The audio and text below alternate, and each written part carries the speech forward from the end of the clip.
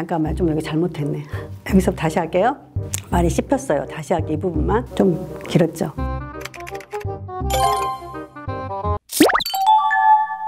안녕하세요. 네덜란드에서 새 아이를 키운 엄마이자 공교육 천국 네덜란드 작가 정현숙입니다. 어때요? 한국에서 자녀들 대학 보내기 참 쉽지 않죠.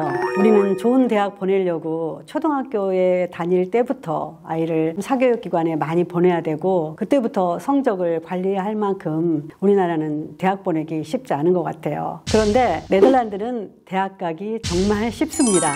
반면에 졸업하기는 아주 어려워요. 그래서 네덜란드 대학 들어가는 이야기를 오늘은 해보려고 합니다.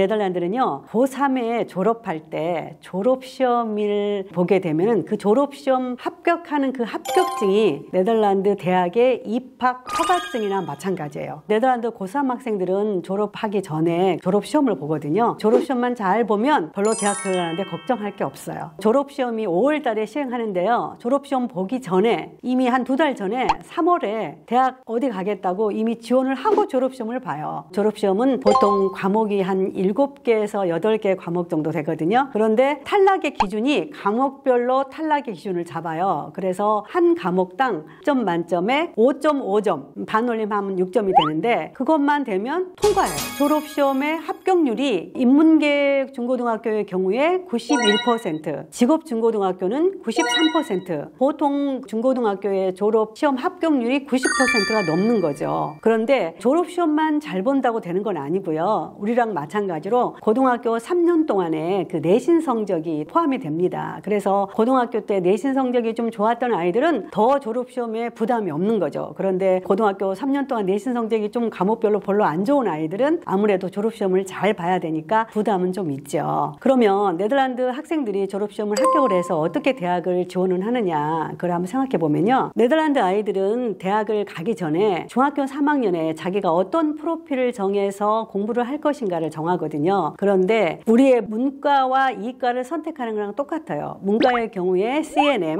인문계 공부를 할 그거고요. 그 다음에 ENM은 경영, 경제 쪽의 공부를 할 아이들이 선택하는 거예요. 그래서 문과의 경우 두 분야를 선택하고요. 이과의 경우는 Natural Concentrate라고 그래가지고 NHEI 그거를 선택하고요. 또 하나는 NDA가 있어요. NDA는 뭐냐면 테크닉이에요. 그래서 이과의 경우는 의예과 쪽에 건강 쪽으로 공부할 아이들, 그 다음에 테크닉 쪽에 공부할 아이들이 이걸 정해가지고 3년 동안 공부를 해서 이 방향으로 대학을 지원하는 거죠. 네덜란드 역시 중고등학교 졸업증만 있으면 쉽게 대학을 갈 수밖에 없어요. 왜냐하면 인문계 진학률이 20% 미만이다 보니까 적은 아이들이 대학을 가요. 그런데 네덜란드 역시 어떻게 했어요? 인기 학과가 있어요. 경쟁하는 학과가 있죠. 그런 게 예를 들면 의외과라든지 수의학과, 물리치료학과라든지 또한 일부 법대, 일부 계열은 경쟁률이 있어요. 그럼 어떻게 하느냐? 우리 같으면 많은 학생들이 몰리는 곳은 우리는 어때요? 성적순으로 끊어버리잖아요. 네덜란드는 그렇게 하지 않습니다. 추첨을 했어요.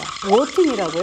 추첨을 통해 가지고 뺑뺑이를 돌려서 대학 합격을 정해요. 너무 웃기고 기가 막히지 않습니까? 그런데 추첨을 통해서 의예과 학생들을 뽑는 거예요. 저희 아들 같은 경우에 큰아이가 사실 의예과 지원을 했었는데 2번이나 탈락했어요. 왜? 뺑뺑이 돌려서 떨어졌거든요. 그런데 이러한 그 추첨 방식이 지난 2017년도에 네덜란드에서 드디어 사라졌어요. 그동안 제가 네덜란드 살 때 이런 추첨 방식이 좋다 안 좋다 엄청 많은 토론을 하더니 결국에 수십 점 만에 이 추첨 방식이 이제 사라지고 지금은 어떻게 뽑느냐. 경쟁이 많은 학과는 각 대학이 대학 재량으로 뽑을 수 있는 방식으로 바뀌었어요. 디센트럴 셀렉티브 모듈이라는 이 방식으로 바뀌었는데 거기에도 너무 주목을 끄는 점이 있어요. 공부 잘하는 학생, 성적이 우선하는 학생을 먼저 뽑지 않는다. 이런 광고가 대학에 있어요. 우리 같으면 당연히 졸업시험 합격 점수가 높은 아이를 뽑을 텐데 네덜란드 그렇지 않는다는 거예요. 그럼 어떻게 하느냐? 왜 의예과를 지원했느냐? 왜 의사가 되려고 하느냐? 왜 수의사가 되려고 하느냐? 지원 동기가 아주 중요해요. 그리고 앞으로 너가 의사가 되든지 수의사가 되든지 너가 물리치료사가 되면 어떤 식으로 환자를 돌볼 건지에 대한 계획들, 그 다음에 학습 계획들, 이러한 모든 것들이 그 학과에 들어가는 아주 중요한 기준이 됩니다. 제가 네덜란드에 살면서 의예과 학생이나 그런 거를 뽑을 때 추첨으로 뽑는다는 게 정말 이해가 안 됐어요. 있어요. 우리 같으면 상상도 할 수 없는 이야기잖아요. 그런데 네덜란드 왜 그렇게 했느냐? 모든 학생들에게 똑같은 기회를 줘야 한다는 게 방침인 거예요. 그러니까 졸업시험에 합격한 아이들은 누구나 대학에 들어가서 공부할 자격이 있다고 봤기 때문에 경쟁이 높은 학과의 학생들을 뽑을 때 성적으로 뽑지 않고 추첨을 한 거예요, 그동안에. 그러다가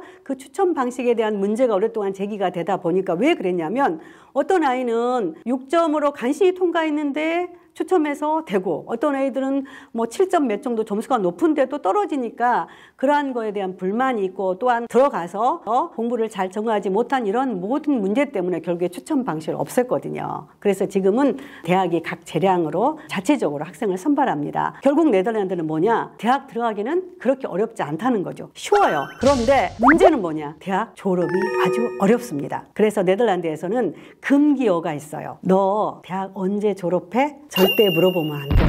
왜? 대학 졸업은 아주 어렵기 때문에 언제 졸업할지는 그 학생의 능력에 따라 다르기 때문에 물어봐서는 안 됩니다. 이처럼 네덜란드 같이 대학 입학이 쉽다면 얼마나 좋겠어요. 그럼 우리도 이 어려운 대학 입시 경쟁을 위해서 초등학교 때부터 하는 그런 엄청난 사교육이라든지 많은 공부의 부담이 훨씬 줄어들 거라는 생각이 들어서 우리도 언제쯤 이렇게 대학에 쉽게 들어가는 그런 시대가 올 것인지 어쩌면 네덜란드처럼 이렇게 바꿨으면 너무 좋겠다. 그런 생각을 한번 해봅니다. 다음에는요. 그럼 떨어진 학생들은 졸업시험 떨어진 학생들은 어떻게 될까요? 다음 강의에서 이 떨어진 학생들을 위한 재수 비용을 나라에서 대준다는 이야기를 한번 해보려고 합니다. 감사합니다.